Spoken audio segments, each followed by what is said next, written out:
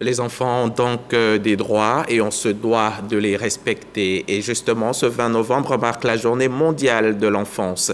Journée créée en 1954 afin de promouvoir le respect et les droits des enfants. Et pour ce faire, un festival a été initié ici en Côte d'Ivoire. Je m'arrête là et Sayeo prend le relais.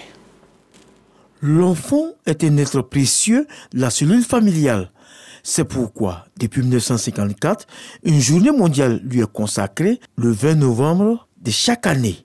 En Côte d'Ivoire, l'ONG Jeunesse et Droits des enfants a initié un festival pour les égayer et mieux défendre leurs droits. Quand on parle de droits des enfants, on parle d'éducation. Et quand on parle d'éducation, on parle de culture littéraire.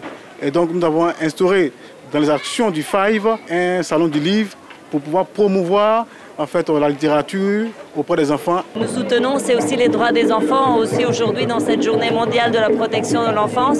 Et un des droits fondamentaux, c'est évidemment d'aller à l'école, de pouvoir éduquer, de pouvoir être pas maltraité.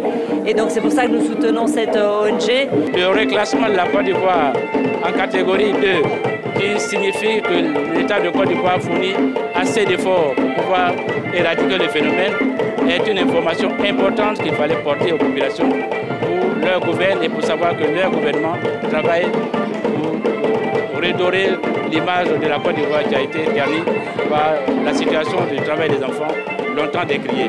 C'est le lieu de rappeler que l'édition 2022 de ce festival, qui s'est déroulée au centre pilote de Port-Boué les 18 et 19 novembre dernier, a eu pour thème lutte contre la violence et le travail des enfants.